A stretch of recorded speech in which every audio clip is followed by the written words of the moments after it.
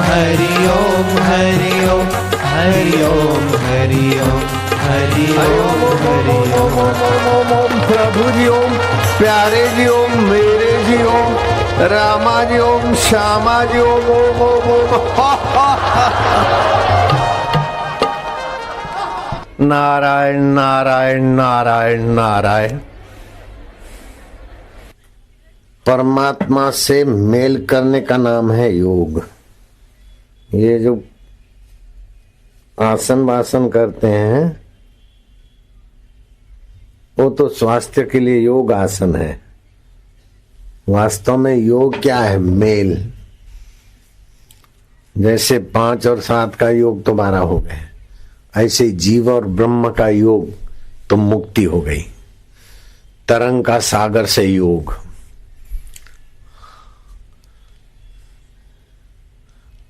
अनित्य का नित्य से योग। तो भगवान से योग जब तक नहीं किएगा तब तक वियोग रहेगा, और वियोग में विकारों का प्रभाव रहता है।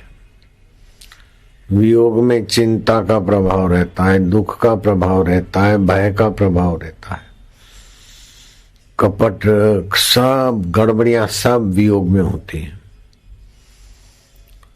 बिछड़े हैं जो प्यारे से, दर बदर भटकते फिरते हैं।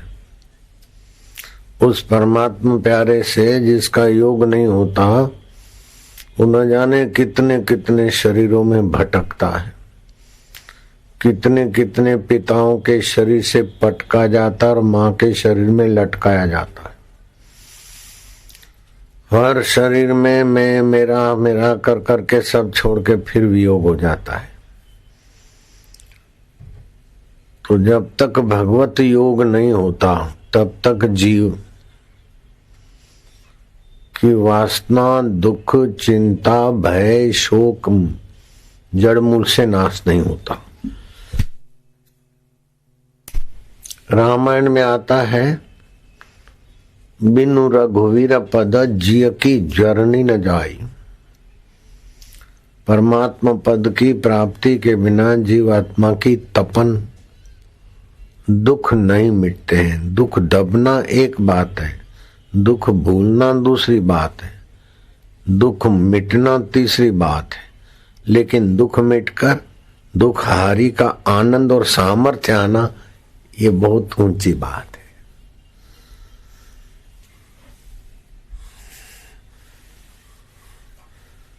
जैसे नींद में दुख मिट जाता है, दुख दब जाता है, मिटता नहीं।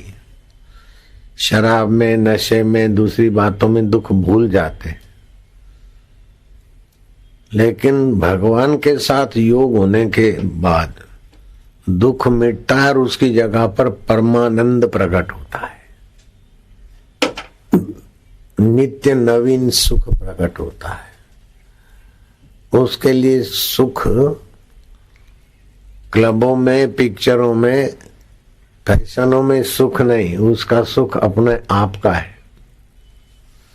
दिल ने तस्वीरें हैं यार, जबकि गर्दन झुका ली, मुलाकात कर ली, ऐसा वो सुख रूप हो जाता है। तो सुख 3 प्रकार का होता है। एक जिसको संसारी लोग बोलते ना सुख, तबीयत ठीक है, पैसा है, यश है, स्वास्थ्य है, ये है, वो है, इसको बोलते संसारी सुख। ये कब सिरक जाए कोई पता नहीं, और इसको थामने के लिए, बचाने के लिए सारी जिंदगी खप जाती। और मृत्यु तो आती है तो बड़ा भारी दुख होता है। निंदा होती तो दुख होता है, बीमारी होती तो दुख होता है। ये सुख टिकता नहीं है संसार का, हिलता डुलता रहता और अंत में परेशान कर देता है। दूसरा होता है भावजन्य सुख। भगवान मेरे हैं, मैं भगवान का हूं, भगवान का स्मरण किया, भगवत भाव में आए, बड़ा सुख मिला। लेकिन भावना आती है, फिर सुख होता है, फिर भावना बदल जाती है, फिर दुख हो जाता है। तीसरा होता है योग जन्य सुख, भगवान के साथ मिलन हो गया। योग जन्य सुख 3 प्रकार का है। जो धनी है, संसारी सुख सुविधाएं हैं, वो धर्मात्मा बने और सबका मंगल करके सबके साथ मिलजुल के सुख बांटकर अपने हृदय में संतोष, अपने हृदय में भगवत तृप्ति, यह है धर्मात्मा का सुख, धर्मात्मा का योग, धर्मजन्य योग। जिसके पास सुख सुविधा, रुपया पैसा, स्वास्थ्य नहीं है, वो अपने हृदय में से इच्छाएं वासनाएं निकाल दे कि जिसके पास सुख है वो भी छोड़ जाएगा, जिसके पास सुख है वो सुख है, वो भी तो अपना ही है। ऐसे करके वासना निवृत्ति करके परमात्मा से ज्ञान जन्य योग कर ले तो धर्म के द्वारा योग, ज्ञान के द्वारा योग, और तीसरा योग होता है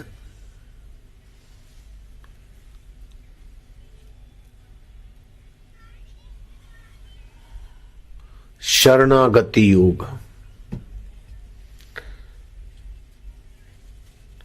जिसमें तू रखे वाह वाह, और रखा और फिर बदला वाह वाह। हरिश्चंद्र को राज्य है तो वाह वाह, राज्य चला गया शमशान में जल्लाद का काम करते तो वाह वाह, क्योंकि ये तो बदलने वाला है, लेकिन मेरा परमात्मा नित्य है। नित्य वस्तु ज्यों की त्यों है, अनित्य में परिवर्तन है।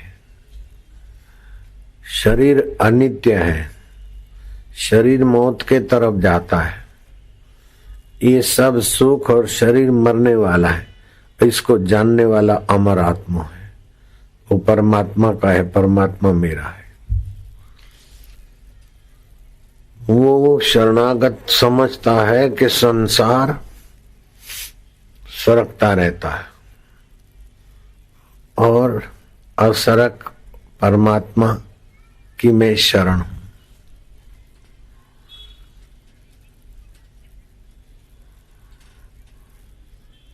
तो ये शरणागति का सुख, जैसे बच्चा माँ के गोद में होता तो बड़ा बलपूर्वक देखता है, छोटा सा पिल्लर भी अपने मालिक के साथ होता, अपने घर में होता तो बड़ा जोरदार बल रखता है।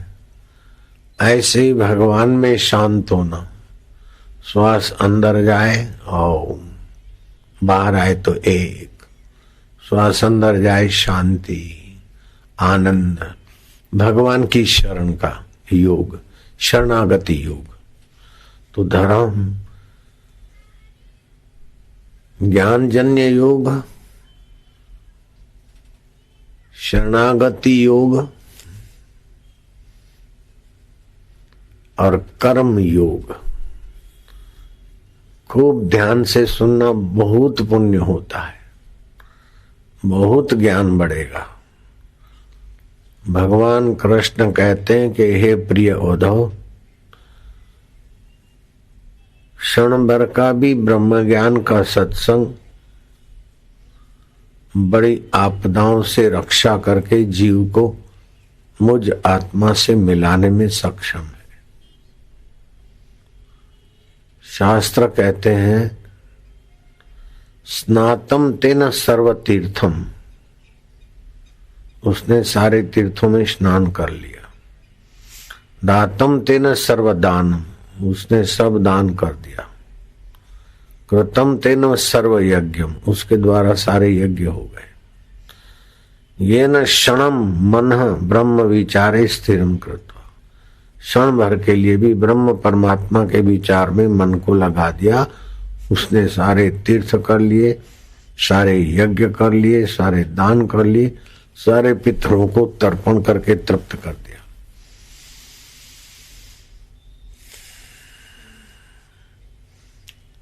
एक कोई व्यक्ति मर गया था तो रिश्तेदार इकट्ठे हुए थे, रो रहे थे दफनाने के लिए तैयारियां हो रही थी। ये विदेश की घटना है। उस समय के जाने माने एक संत जिनका नाम था गुरु जी एफ, जहां लोग इकट्ठे हुए थे शव को कब्रिस्तान में ले जाने के लिए, तो शव के आगे खड़े हो गए वो संत, मुर्दे के आगे, और पूछने लगे कि ये आदमी मर गया है कि जिंदा है। लोग हैरान हो गए कि इतने बड़े संत हमसे पूछ रहे हो। यहां तो माहौल एकदम गंभीर था, कोई मर गया तो सब अलग माहौल था। वहां रोने वाले को भी हंसी आ जाए ऐसा सवाल कर रहे हैं इतने बड़े संत। बोले आदमी जिंदा है कि मर गया है? लोग देखने लगे मुर्दे के आगे और संत के आगे। अरे मेरे को क्या देखते हो है? What you think about me and him?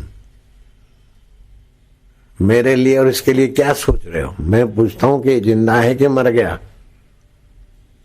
लोग बोलते हैं कि हाँ ये मर गया है। तो इसमें मर गया वो कौन है और जिंदा है वो कौन है? लोगों ने समझा कि ये पागल बाबा जैसी बात कर रहे हैं तो बहुत अच्छे संत। बोले मर गया वो कौन है, जिंदा है वो कौन है? बोले ये मर गया है और हम जिंदे हैं। बोले झूठी बात है, जो जिंदा था वो अभी भी जिंदा है, चाहे नहीं दिखता है लेकिन है, जिंदा है। जो जिंदा था वो अभी भी जिंदा है, इससे निकल के जिंदा है। और जो मुर्दा है वो अभी भी मुर्दा है। जिसको तुम जिंदा बोलते तुम अभी भी मुर्दा हो जो दिख रहे हो। जो जिंदा है वो दिखता नहीं है।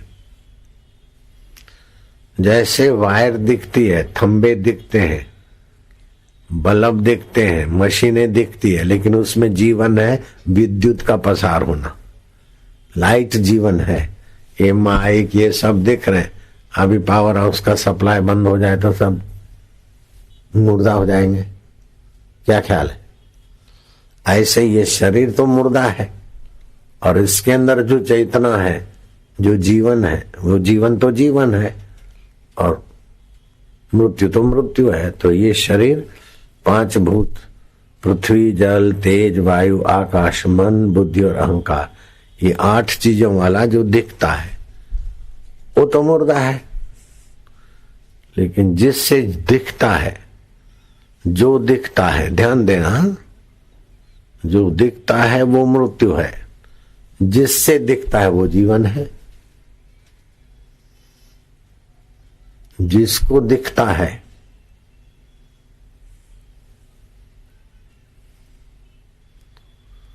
और जिससे दिखता है, तो दिखता तो शरीर से है, लेकिन जिसको दिखता है वो चेतन है। तो जो जिंदा है वो जिंदा है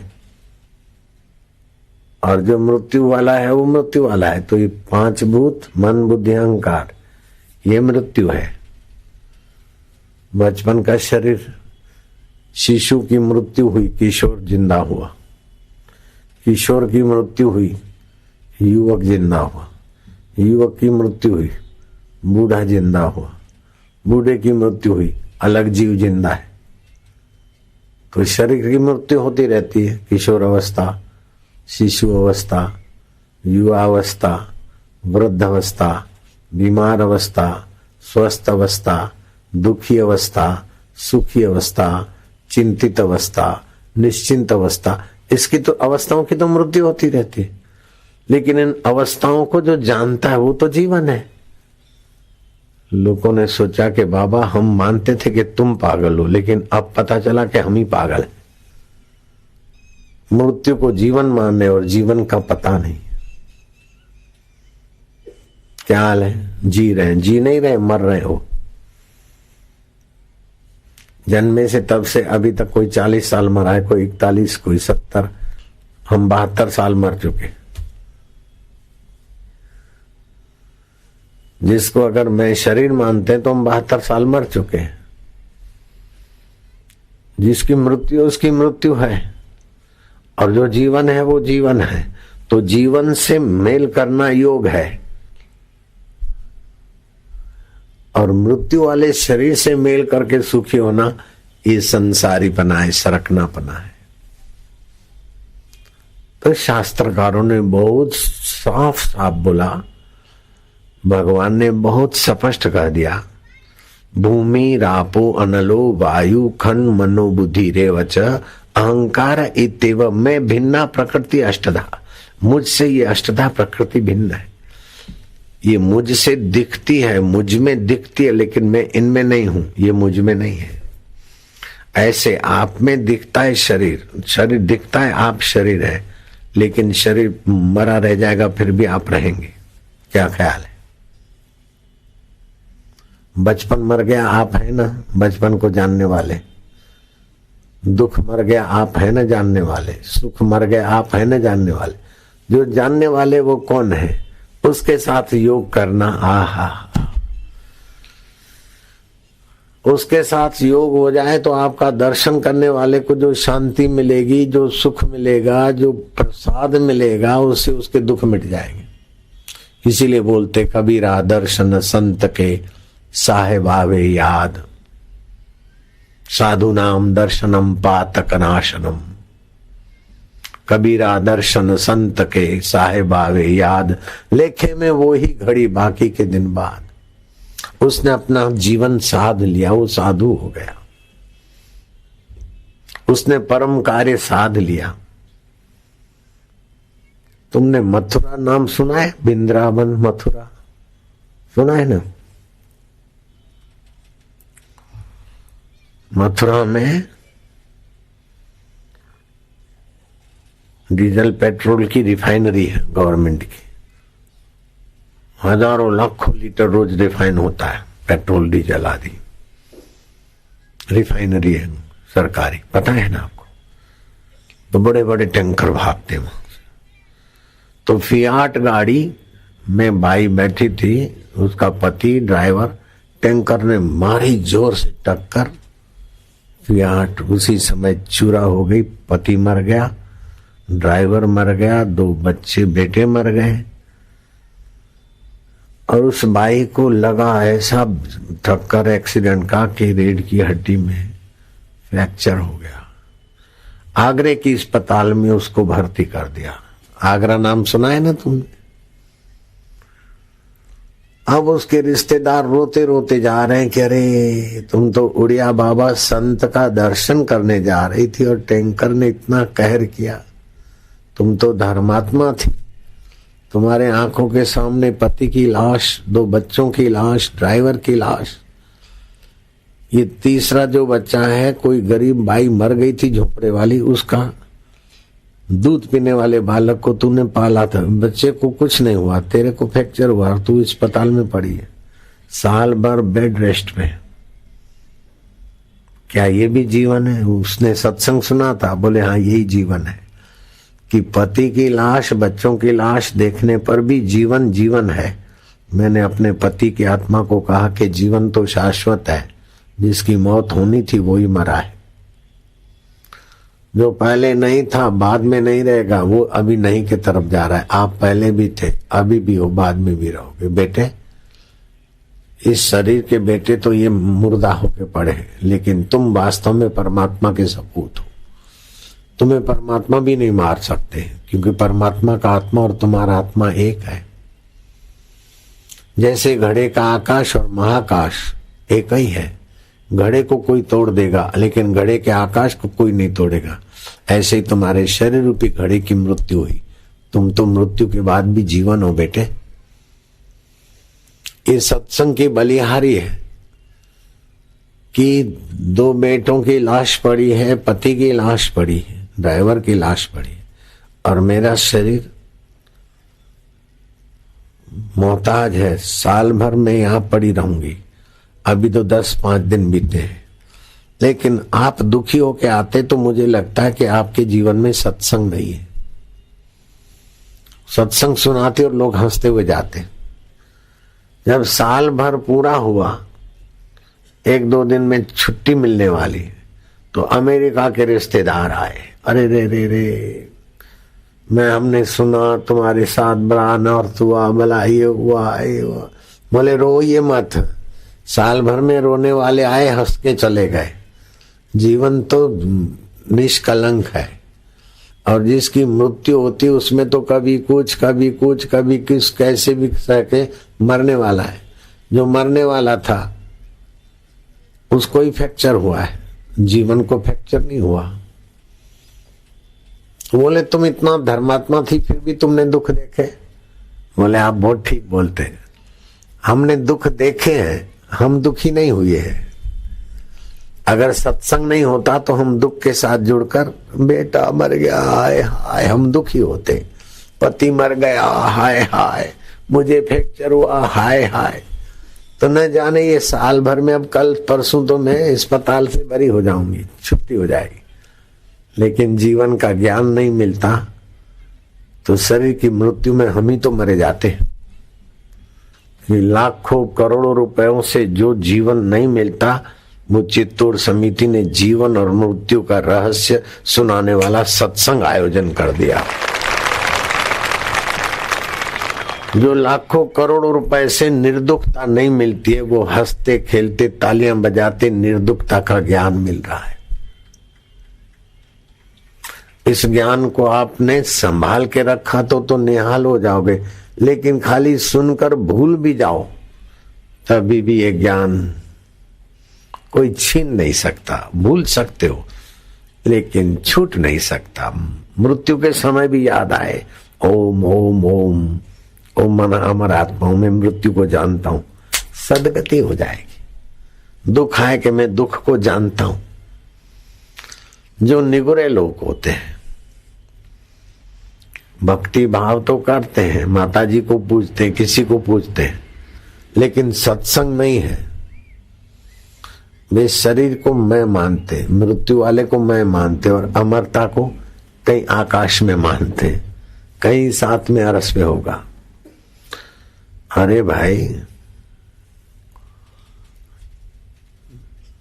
जीवन तो जीवन ही रहता है, वो जीवन कहीं दूर नहीं। भगवान तो भगवान रहते, जो भगवान यहाँ नहीं है वो वहां भगवान होगा कि नहीं क्या पता। भगवान तो सर्वव्यापक है, तो सर्वव्यापक है तो यहाँ भी है, सदा है तो अभी है, सब में है तो हम में भी है। अगर किसी में भगवान है किसी में नहीं है तो भगवान वो क्या कर लेगा, वो तो मुर्दा है। ऐसा भगवान हमारा क्या भला करेगा जो किसी में है किसी में नहीं है, कभी है कभी नहीं है, कहीं है कहीं नहीं है। नहीं, भगवान तो सर्वत्र है, सब में है, सदा है। तो जो सदा है वह जीवन है। शरीर सदा नहीं है, शरीर सर्वत्र नहीं है, शरीर सब में नहीं है, लेकिन आकाश सब में है, चिदाकाश। ऐसे परमात्मा चैतन्य सब में है। तो जब भी सामान्य आदमी को बीमारी होती तो बोलता मैं बीमार हूं, लेकिन सत्संगी को बीमारी आती तो समझता कि शरीर बीमार है। उसका उपाय करेगा लेकिन बीमारी के साथ जुड़ेगा नहीं, बीमारी जल्दी भगा देगा। निगुरे आदमी को दुख होगा कि मैं तो दुखी हूं, मैं दुखी हूं, ज्यादा दुखी हो जाएगा। लेकिन सत्संगी को दुख होगा तो बोलेगा दुख मन में आया, बीमारी शरीर में आई, चिंता चित्त में आई। इसको देखने वाला जीवन तो ज्यों का त्यों है। ओम ओम ओम ओम ओम ओम। ये ओमकार मंत्र, राम मंत्र, हरि मंत्र, शिव मंत्र, ये जीवन के साथ जोड़ने वाले। इंद्रदेव ऐसे महापुरुषों को देखकर नतमस्तक हो जाते होंगे कि मैं 33 करोड़ देवताओं का स्वामी हूं, 12 मेघ मेरी आज्ञा में रहते हैं, फिर भी मुझे सुख चाहिए तो अप्सराएं नाचे, गंधर्व गाए, साजी साज बनाए बजाएं, अच्छा तभी मुझे मजा आए। लेकिन जिन्होंने जीवन और मृत्यु का रहस्य जान लिया और वो जीवन में जो टिक गए, ऐसे महापुरुष की नजर पड़ती है, ऐसे महापुरुष की वाणी सुनते उन लोगों को जो सुख मिलता है, जो शांति मिलती है, वो मेरे को नाच गानों में नहीं मिलती जितना सत्संगियों को सुख और शांति मिलता है।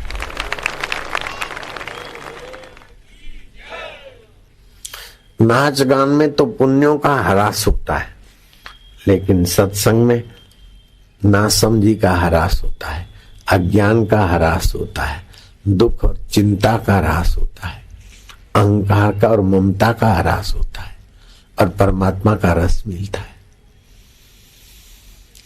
इसलिए जो सत्संग सुनते हैं, सत्संग सुनाते, सत्संग सुनने सुनाने में साझीदार होते हैं, वे बड़ भागी हैं। लेकिन सत्संग कौन कर सकता है? किसका सत्संग?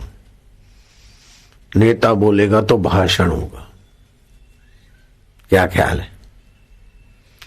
वो अपनी हमारी पार्टी दूध की धोई और फलानी पार्टी वाले ऐसे हैं, वैसे हैं, वैसे हैं, चोर हैं, ऐसा है, उनको उखाड़ के फेंक दो, वोट हमको दे दो।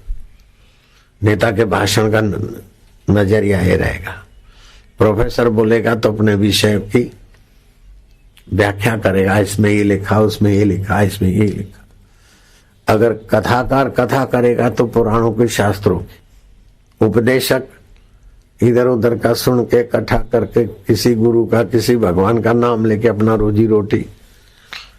दीक्षा देने का अधिकार जिसको भगवान का साक्षात्कार हुआ है, वे आत्मवेता को ही है। दूसरे लोग दीक्षा देंगे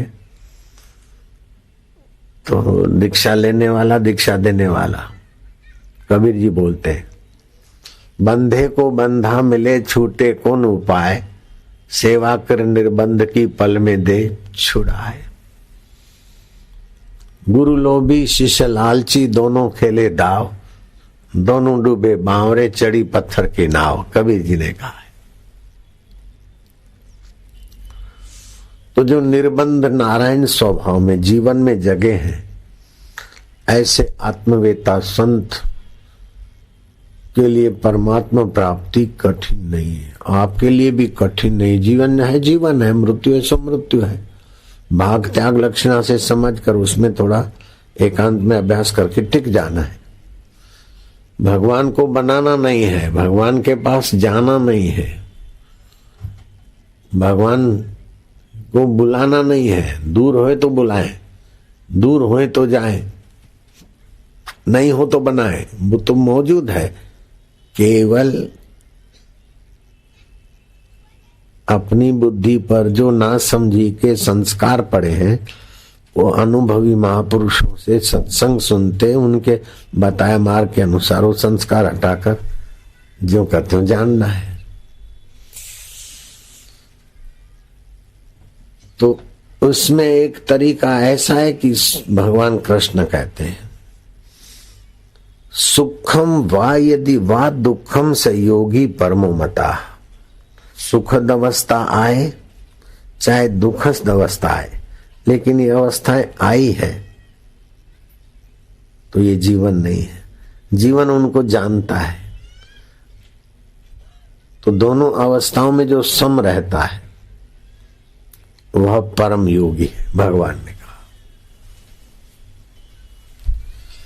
राजा भरतरी उज्जैनी का राजपाट छोड़कर गोरखनाथ के चरणों में गए और जीवन तत्व का साक्षात्कार हुआ। उन्होंने लिखा, जब स्वच्छ सत्संग कीनो तभी कछु कछु चीन्यो। क्या चीन्यो? मूड जाने आपको। मैं बेवकूफ था, मैं राजा हूं, सुखी हूं, फलाना हूं। अभी पता चला कि जीवन जीवन है और मृत्यु मृत्यु है। शरीर अनित्य है, वैभव शाश्वत नहीं है और नित्य मृत्यु के निकट जा रहा है शरीर। कर्तव्य धर्म संग्रह।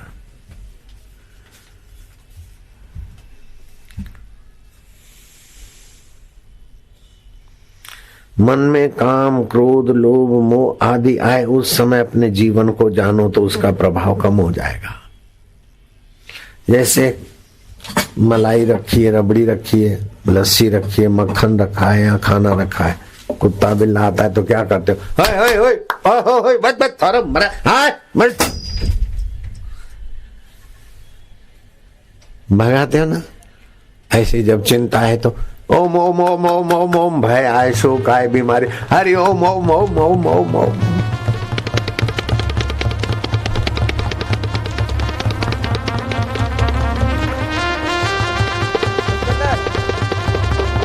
ओम ओम ओम ओम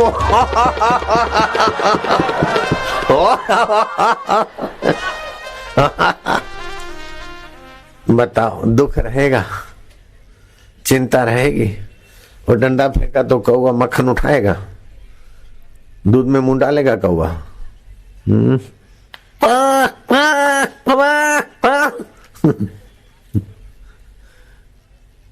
जब भी दुख है, चिंता है, तो ये आप डंडेबाजी जान लो। जीवन जीवन है और नश्वर शरीर नश्वर है। मैं शाश्वत आत्मा हूं, परमात्मा का हूं, परमात्मा मेरे है।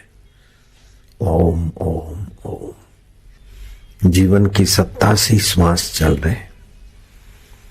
जीवन ही मृत्यु को जानता है, दुख को जानता है। जीवन ही आत्मा परमात्मा है। ओम ओम आनंद स्वरूप है, सुख रूप है। दुखद अवस्था में भी जीवन सुख रूप है। चिंता के समय चिंता को जानने वाला जीवन है। ओम ओम आनंद, ओम शांति, ओम माधुर्य, ओम सत्य जीवन, ओम ओम। हम जीवन में टिके। हमारा जीवन के साथ सीधा संबंध है। शरीर का मृत्यु के साथ संबंध है। शरीर बदलता है, लेकिन उसको जानने वाला जीवन नहीं बदलता है। मैं जीवन हूं और जीवन दाता से मेरा योग है। मैं वियोग करना चाहूं तो भी योग है। मैं भगवान से बिछड़ना चाहूं तो भी नहीं बिछड़ सकता हूं। जैसे घड़े का आकाश महाकाश से अलग होना चाहे तो नहीं हो सकता, ऐसे जीव ईश्वर से अलग होना चाहे तो नहीं हो सकता। ईश्वर तत्व जीवन है और शरीर मृत्यु है। दुख सुख मृत्यु है, उसको जानने वाला जीवन है। ओम ओम ओम। श्री कृष्ण कौशल्या माँ को जीवन में विश्रांति मिले, इसलिए बाल्यकाल में ही मस्ती मस्ती में ही जीवन की तरफ ले जाते। नन्हे से कृष्ण यशोदा का चोटा पकड़ते और ठोडी पकड़ते और ऊंचे होते पंजों के बल, और यशोदा के कान में कहते माना ओम जीवन है। अब यशोदा भी बोलती है कृष्ण बोलते हैं यशोदा बोलती है देखना आप यशोदा को अपने जीवन में ले जा रहे हैं कृष्ण। वो यशोदा और कृष्ण अभी तुम्हारे साथ है। भगवान को यश दे ऐसी बुद्धि का नाम है यशोदा, और बुद्धि को जो जानता है उसका नाम है आत्मा कृष्ण। जो कर्षित करते, आकर्षित कर दे, आनंदित कर दे, आह्लादित कर दे, वो आत्मदेव का नाम है कृष्ण। नंद यशोदा के यहाँ अवतार हुआ, उसके बाद लोग कृष्ण की भक्ति करते हैं, ऐसी बात नहीं है। दशरथ के यहाँ राम जी जन प्रकट हुए, इसके बाद राम जी की भक्ति करते हैं, ऐसी बात नहीं है। दशरथ राजा के पिता, पिता के पिता, पिता के पिता रघु राजा भगवान राम का भजन करते थे। राम राम राम राम रमनते योगी यस्मिन स राम। जिस आत्मदेव में योगी लोग रमन करते, जो रोम रोम में रम रहा है, वो चैतन्य राम है।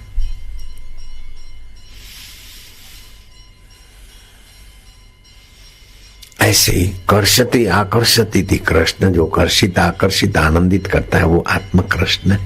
उसी परमात्मा का नाम राम है, उसी का नाम कृष्ण है।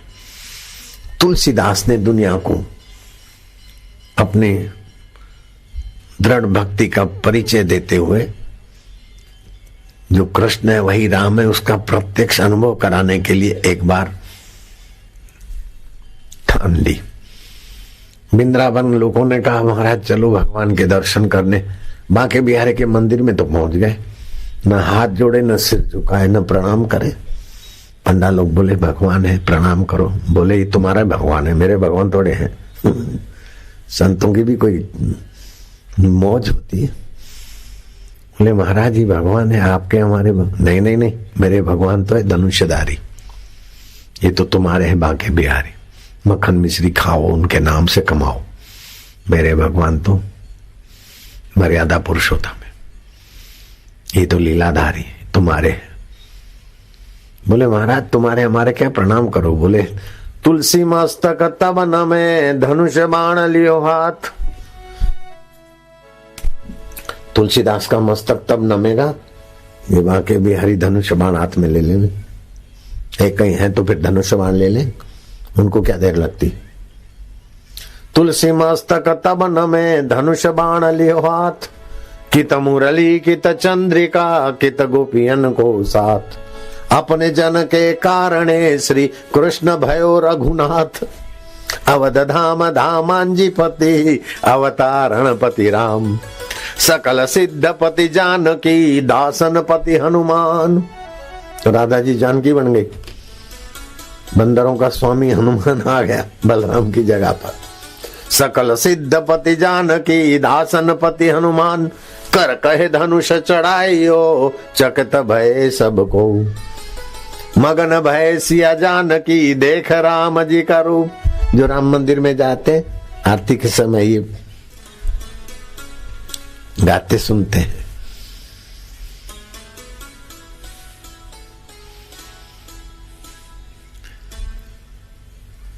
तो राम भी वही है, कृष्ण भी वही है, गोविंद भी वही है। गो माना इंद्रियां, इंद्रियां जिसकी सत्ता से विचरण करती है उसी परमेश्वर का नाम गोविंद पड़ता है, और इंद्रियां थक कर आराम करती तो उस परमेश्वर का नाम गोपाल पड़ता है। राधा रमण भी वही है, राधा उल्टा दो तो धारा, ख्यालों की धारा, वृत्ति की धारा, धारा जिसकी सत्ता से रमण करती वो राधा रमण। गोविंद बोलो हरि गोपाल बोलो, राधा रमण हरि गोविंद बोलो। कितना सरल है, कितना सहज है जीवन। आप शरीर को तो छोड़ सकते हो लेकिन परमात्मा को नहीं छोड़ सकते। सुख को छोड़ सकते, दुख को छोड़ सकते, लेकिन छोड़ने वाले को नहीं छोड़ सकते। ऐसा नित्य परमात्मा हमारा आत्मा है, लेकिन अनित्य जो चीजें हैं, अनित्य शरीर है, उनमें ममता हो गई और परमात्मा से विमुक्ता हो गई, इसलिए दुख है। अब परमात्मा से योग करो और उनका उपयोग करो तो क्या होगा?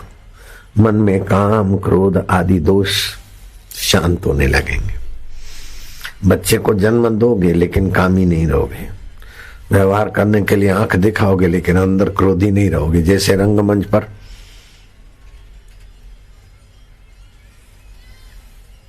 कोई राजा का पाठ अदा करता है, मंत्री मैं सम्राट अशोक बोल रहा हूं, तुमने मुझे बताया कि मेरा बेटा महेंद्र लोफरों को पनाह देता है, गुनाही प्रवृत्ति करने वालों को पाल रखा है, प्रजा में त्राहिमाम हो गया, तुमने आज तक मुझे बताया नहीं। आदेश सुनो, महेंद्र जहां भी हो उसे कटघरे में खड़ा कर दिया जाए। ये घटित घटना है, उसके ऊपर नाटक कोई कर रहा है। सम्राट अशोक बन रहा है लेकिन उसको पता है कि मैं कौन हूं। मंत्री की बात सुनकर पाटलिपुत्र अशोक गुस्साए, महेंद्र को कटघरे में खड़ा किया। महेंद्र, बहु बेटियों की इज्जत लूटने वालों को पनाह देते हो, शराबी कबाबियों को प्रोत्साहित करते हो, राज्य के नियम को ताक पर रख देते हो क्योंकि सम्राट का बेटा है, पुलिस तुम्हें कुछ नहीं कर पाती। लेकिन तुमने आतंक मचाया है, जो बहु बेटियों की इज्जत लूटे, जो प्रजा का पालन कर रहे, वो तो प्रजा पालक राजा है, पालन न करे तो कोई बात नहीं, लेकिन प्रजा का शोषण करे वो प्रजा का, राज्य का द्रोही है। राजद्रोह से क्या दंड मिलता है महेंद्र, कान खोल के सुन लो। मैं तुम्हारे विषय में सब समझ चुका हूं, सफाई देने की कोई जरूरत नहीं। राजद्रोही को दंड क्या मिलता है सुन लो, मृत्यु दंड। तुम्हें फांसी के तख्त पे चढ़ाया जाएगा। सिर झुकाया महेंद्र ने। न्यायप्रिय सम्राट को प्रणाम करता हूं। सम्राट का बेटा होने के नाते नहीं, लेकिन इतने तटस्थ प्रजापालक पाटलिपुत्र सम्राट अशोक का नेक नागरिक होने के नाते मुझे गर्व है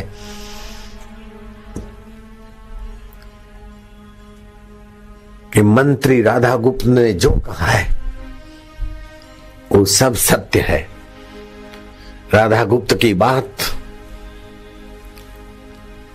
को मैं काटता नहीं, आपकी सजा को मैं क्षमा नहीं चाहता हूं, लेकिन प्रजा का नागरिक होने के नाते 1 सप्ताह के बाद फांसी पर चढ़ाओ, इतनी मैं प्रार्थना कर सकता हूं धर्मात्मा राजा को। ऐसा ही होगा। जाओ काली कोठरी में रख दो। आज से ठीक 7वें दिन तुम्हें फांसी मिलेगी, याद रखना। जो आज्ञा। मंत्री राधागुप्त बड़ा सज्जन आदमी था। झूठी शिकायत करना उसके बश का नहीं था। और दबी दबी जुबान उसने कहा, मैं जो नहीं बोलना चाहता हूं मुझे बोलना पड़ता है, जो नहीं कहना चाहता हूं राजन मुझे कहना पड़ता है, क्योंकि मैंने राज्य का अन्न खाया है। प्रजा का दुख दूर करने का मेरा मंत्री पद। राधागुप्त गवाह भी स्वयं, फरियादी भी स्वयं और सजा दिलाने वाले भी स्वयं। फटाफट निर्णय हो गया। 6ठा दिन की सुबह हुई। अंधेरी कोठरी में रहने वाले राजकुमार की। जेलर बूढ़ा बुजुर्ग धर्मात्मा था। दरवाजा खटखटाया। महेंद्र, कल इस समय तुम नहीं होगे। क्या सो रहे हो कि जगे हो? मंत्री राधागुप्त का भला हो। मुझे उन्होंने जीवन सिखा दिया, मैंने मृत्यु को जीत लिया है। सम्राट को खबर कर दो, जो जीवन है सो जीवन है, जो मौत है सो मौत है। कल 7वां दिन होगा, लेकिन आज 6ठे दिन में का सूर्योदय मेरे लिए आत्म सूर्य का वैभव ले आया है। मैंने जो जाने अनजाने मजाक में भी सत्संग सुना था कि जीवन क्या है, मृत्यु क्या है, दुख किसको होता है, सुख किसको होता है, दुख सुख से पार कौन है, वो जो मैंने सुन रखा था, एकांत में मैंने मनन किया और मुझे उस प्रसाद की प्राप्ति हो गई जो संत पाकर आनंदित होते हैं। महेंद्र की आंखों में चमक थी, होठों पे मधुर मुस्कान थी, वाणी में अनुभवता की सुरभि थी। बूढ़ा जेलर दंग रह गया। दौड़ता हुआ राधागुप्त और दूसरे मंत्रियों के पास गया। राजा तक खबर पहुंची। राजा ने अलग अलग मंत्रियों को, अलग अलग जानकारों को भेजा और महेंद्र की कसौटी पर महेंद्र खरा उतरा।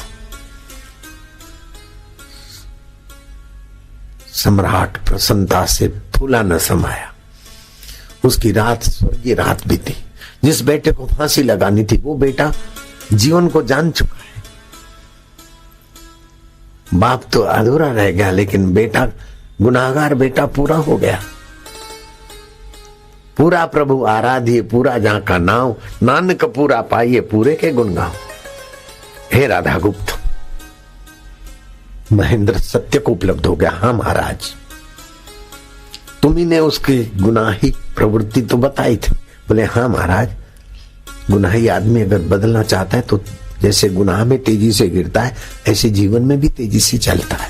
महेंद्र से वो घटना घटी, महाराज वो दिन सुहावना था जो मैंने फरियाद की, और वो घड़ी सुहावनी थी जो आपने फांसी की सजा सुनाई। और फांसी लगेगी तो शरीर को लगेगी, मृत्यु होगी तो मरने वाले की होगी, उसके बाद भी जीवन जो कहते हैं उसमें महेंद्र जग गए महाराज। सम्राट की पुण्याई है, महेंद्र की कोई पुण्याई है महाराज। मैं तो धन्य हूं, ऐसे राज्य परिवार का मंत्री होने का मुझे गर्व है। राधागुप्त जैसे और भी मंत्री गदगद हो रहे थे। चलो हम चलते हैं, आज 7वां दिन है। महेंद्र को जाकर सुनाया कि आज तुम्हारा फांसी का दिवस, फांसी के समय पर तुम्हें एक तोहफा दिया जाएगा। फांसी के समय आपको राज तिलक करने की मैं व्यवस्था की घोषणा कर रहा हूं। तब महेंद्र कहता है, धर्मात्मा राजा आपकी जय हो, मैं आदर सहित आपके राज्य का अस्वीकार करता हूं। मुझे अब जीवन रूपी राज्य मिल गया है। अब मेरा राज्य होगा गिरी गुफाओं में, एकांत में, भूले भटके लोगों के बीच उनको सत्संग सुनाने में मेरा राज्य होगा। तुम्हारी गद्दी पर मेरा राज्य मुझे नहीं चाहिए। वो एक प्रांत का राज्य, एक इलाके का राज्य। मेरा वास्तविक जीवन तो जहां सूरज है, चंदा है, उससे भी पार है। जहां 400 करोड़ सूरज तपते हैं और अग्निलोक कहा जाता है, उससे भी मेरा राज्य पार है। जैसे आकाश में गुब्बारा, ऐसे ही मुझ जीवन में ये आकाश है महाराज। अब मुझे आपका राज्य वैभव नहीं चाहिए। अब तो मैं एकांत गिरी गुफाओं में रहूंगा। मैंने वास्तविक जीवन को पा लिया है। शरीर की सुविधाएं बेकार, शरीर का यश अपयश तुच्छ है। गुणी आदमी को अपयश से बचना चाहिए, यशस्वी काम करना चाहिए, लेकिन यश भगवान को अर्पण कर दे। और अपयश होता है तो अपनी गलती निकाल दे। मैंने जीवन को जान लिया महाराज। ऐसा करके उसने अपने जीवन की व्याख्या करते करते अनुभव की डकार दी। सम्राट धन्य धन्य हो गया कि महेंद्र, राज्य को तोहफा नहीं तो पिता का प्रसाद समझ लो। बोले नहीं, मुझे प्रसाद मिल गया सदगुरु का। पिता के प्रसाद को सादर में वापस करता हूं। मुझे गुरु का प्रसाद पर्याप्त है। मुझे लीलाशाह जी का प्रसाद मिला तो थाऊमल जी के प्रसाद की मुझे कोई जरूरत ही नहीं पड़ी।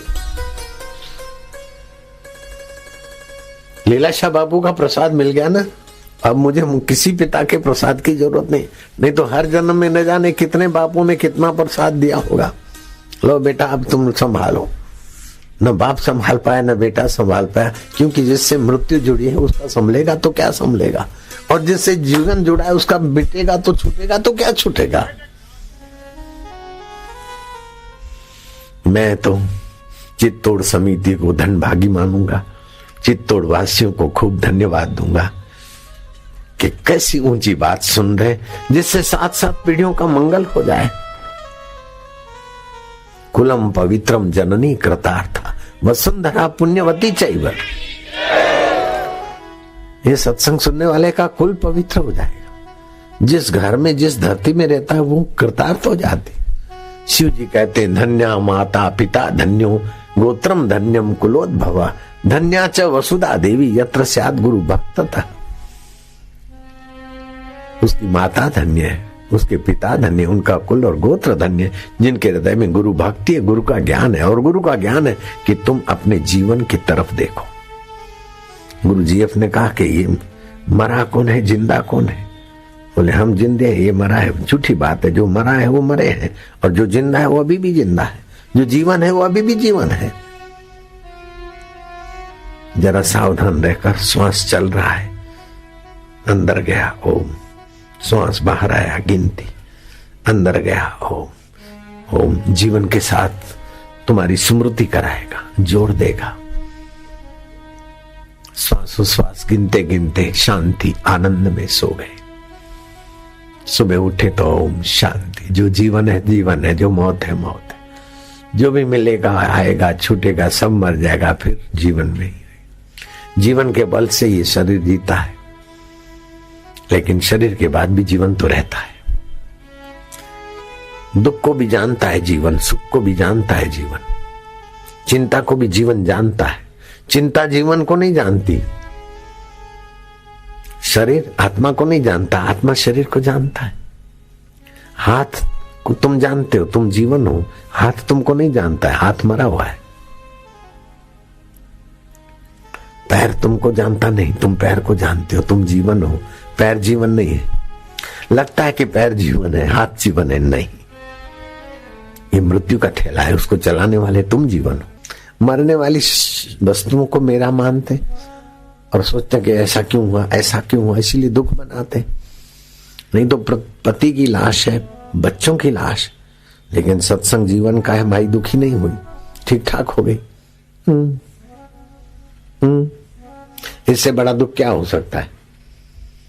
फियाट गाड़ी कचुम्बर हो गई, ड्राइवर मरा पड़ा है, पति मरे पड़े, बच्चे मरे पड़े, माई को फ्रैक्चर हुआ, लेकिन जीवन की स्मृति में निर्दुख हो रही। कितनी बड़ी बात है। दुख नहीं आना ये बड़ी बात नहीं है, दुख में दुख का साक्षी होकर जीवन में चला जाना बहुत बड़ी बात है। जीवन का रस अभी जगमगाएगा। गुनाहगार महेंद्र अकेला कोठी में याद करता है सत्संग की बातें और फिर रसमय हो जाता है, राज्य को ठुकरा देता है,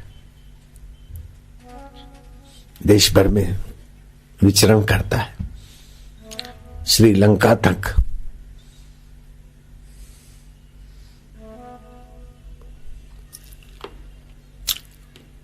महेंद्र का सत्संग भारत की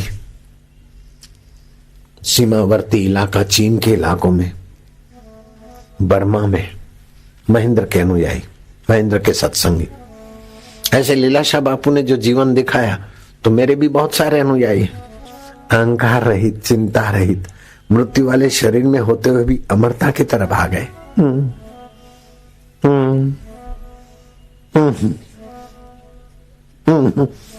आज रे आनंद भयो, मारा सदगुरु आया पोमणा, मारा जोगी आया पोमणा, परमेश्वर आया पोमणा। गोमती गाय रो दूध मंगावो, दूध री खीर रंधावणा, खीरा खांडारा अमृत भोजन गुरुजी ने जी मावणा, मारा जोगी ने जी मावणा।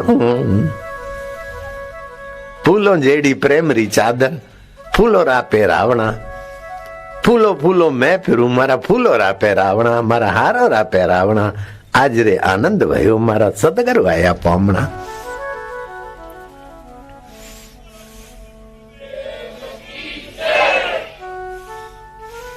हिरणा पायर डोलाव्या, रेशमना बिछावना, ओटे बिराजे मोरे सदगुरु देवा, पंखे वाव डुलावना। आज रे आनंद भयो, मारा सदगुरु आया पोमणा।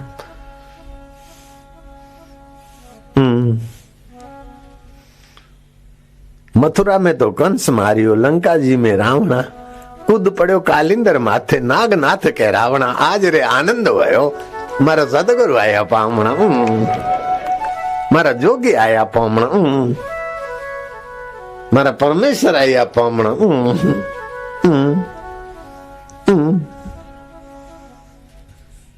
जाम पर जाम पीने से क्या फायदा, रात बीती अभागी शराब सत्यानाश करके उतर जाएगी। तू हरि नाम की प्यालियां पिया कर, नहीं तो की प्यालियां पिया कर, तेरी सारी जिंदगी सुधर जाएगी रे भाया। थारो जे कार भी जाए, थारी नजर पड़े वणारो बेड़ो पार भी जाए भाया।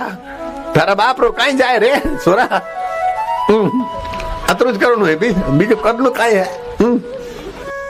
हरण लगे नी फटकड़ी रंग चोको आवे भाया। अतरुज करनु है, वदर की कर करो। बुढ़ापे में भी याद शक्ति रहे, और बच्चों को भी सिखाओ ने में तो उनका तो मार्क तो अच्छे आएंगे, क्योंकि स्मृति के अंदर भी सक्रिय हो जावे। 2-3 बार बच्चों को दिन में ऐसा कराओ, और फिर माना ओम आत्मा परमात्मा। इससे बच्चों को तो परमात्मा की तो भक्ति मिलेगी, लेकिन याद शक्ति और प्रीति वाले हो जाएंगे, रूठने वाले नहीं होंगे। बच्चों को सिखा दो, माँ बाप या भाई बहन कोई लड़े आपस में, लोटा पानी भर के नारायण नारायण नारायण लड़ाई वाले भक्ति में बदल जाएंगे कि आटी हो जाए आटा हो राजी राजी हो जाएंगे। मजो आएगा क्या? अरे हत्र्यानी बेपाई धंधा था चोख्खो रंग आवेगा।